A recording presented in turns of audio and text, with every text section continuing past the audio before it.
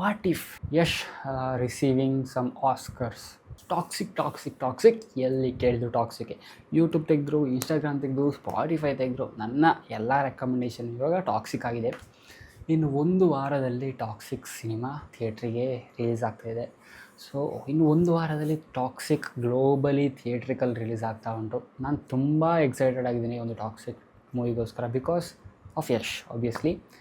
And after a long time, ಅಂದರೆ 4 years ಆದ್ರ ನಂತರ ಬರ್ತಿರುವಂತಹ ಯಶ್ ಅವರ ಸಿನಿಮಾ ಇದು.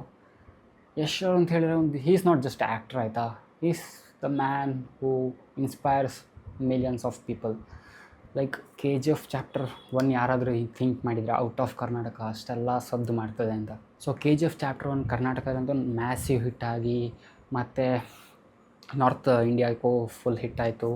ಆ್ಯಂಡ್ ಇವರ ಮುಂಚಿನಿಂದಲೂ ಹಾಗೆ ಆಯಿತಾ, ಒಂದು ಸ್ಟೆಪ್ ಆದಮೇಲೆ ಇನ್ನೊಂದು ಸ್ಟೆಪ್ ಮೇಲೆ.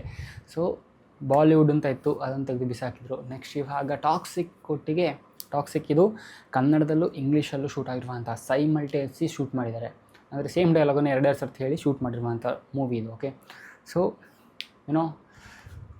ಎಕ್ಸ್ಪೆಕ್ಟೇಷನ್ ತುಂಬ ಇದೆ. ಆ್ಯಂಡ್ ಟ್ರೇಲರ್ ಎಲ್ಲ ನೋಡಿದ್ದೇವಲ್ಲ, what a trailer bro. Just ನಾನು ಮೊನ್ನೆ ಹೀಗೆ ಯೋಚನೆ ಮಾಡ್ತಿದ್ದೆ, ಅಂದರೆ ಟಾಕ್ಸಿಕ್ ಮೂವಿ ಬರ್ತದೆ ಹೋಗ್ತದೆ, OTTಗೆ ಬರ್ತದೆ, ಅಷ್ಟು ಕೋಟಿ ಮಾಡ್ತೀವಿ ಇಷ್ಟು ಕೋಟಿ ಮಾಡ್ತೀನಿ, ಜಸ್ಟ್ ಇಮ್ಯಾಜಿನೇಷನ್ ಮಾಡಿದೆ. Yash receiving some Oscars. Think ಮಾಡಿ ನೋಡಿ, ಈ ಟಾಕ್ಸಿಕ್ಕಿಂದಲೇ ಅಂತಲ್ಲ, ರಾಮಾಯಣದಲ್ಲೂ ಆಗಿರಬಹುದು.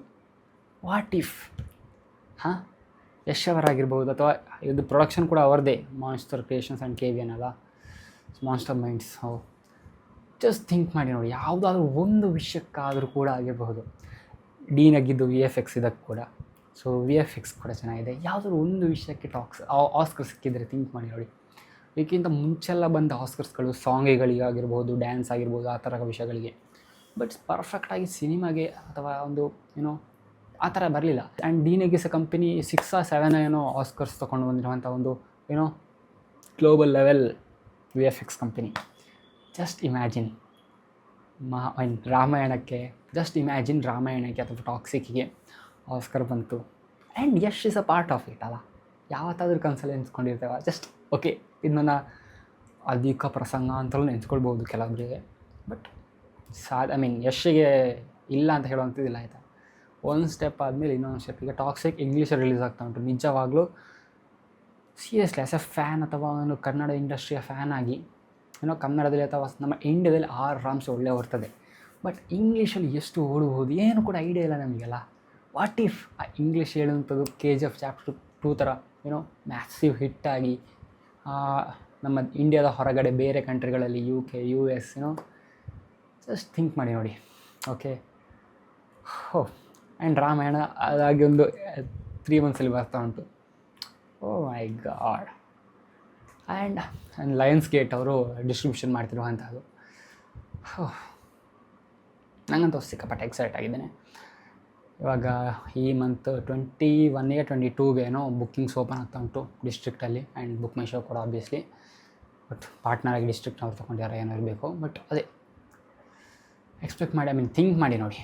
Okay, O my god, toxic movie ಯಾವುದು ದೊಡ್ಡ ಬಿಗ್ ಸ್ಕ್ರೀನಲ್ಲಿ ಯಾವತ್ತಾದರೂ, ಅಂದರೆ ಮಲ್ಟಿ ಸ್ಟಾರರ್, ಅಂದರೆ ಈ ಮೇನ್ ಲೀಡ್ MALE, ಅಂದರೆ ಮೇಲ್ ಹೀರೋ ಇರ್ತಾರಲ್ಲ, ಅದು ಇಬ್ಬರಿಬ್ಬರು ನೋಡಿದ್ದೇವೆ. ಕನ್ನಡದಲ್ಲಿ ಆಗಿರ್ಬೋದು, ಹಿಂದಿಯಲ್ಲಿ ಆಗಿರ್ಬೋದು, ಬೇರೆ ಬೇರೆ ಲ್ಯಾಂಗ್ವೇಜಲ್ಲಿ.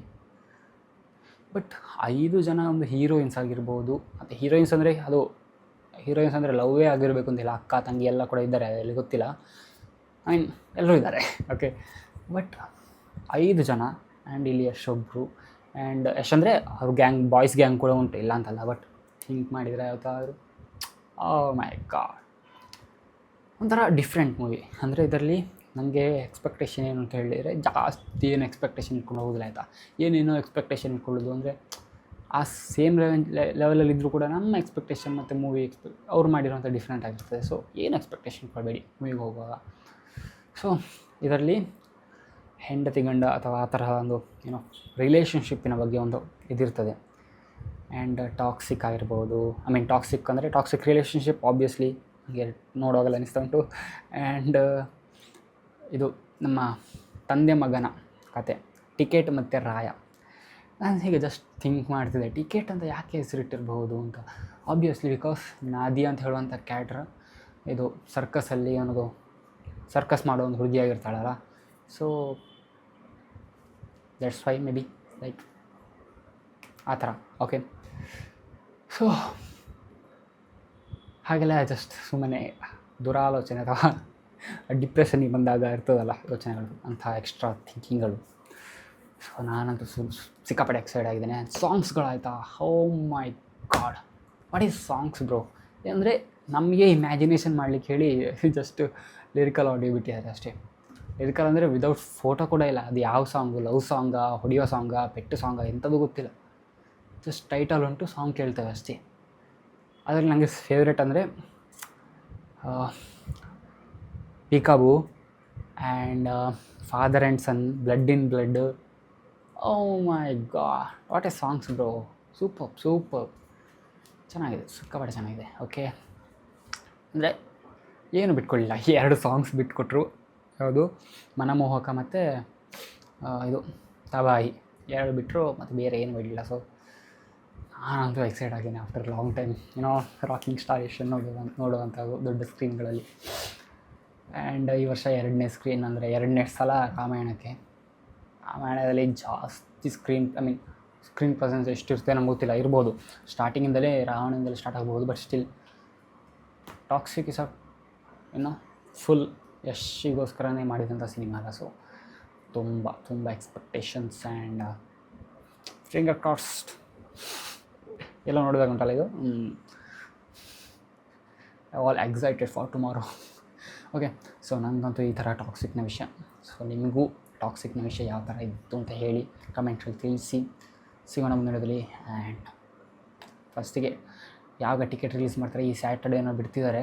ಸೊ ಬಿಟ್ಟ ತಕ್ಷಣ ಸೆಂಟ್ರಲ್ ಸೀಟ್ ಮೂವಿ ಥಿಯೇಟ್ರಲ್ಲಿ ಸೆಂಟ್ರಲ್ಲಿ ಕೂತ್ಕೊಂಡು ಎಂಜಾಯ್ ಮಾಡಬೇಕಷ್ಟೇ.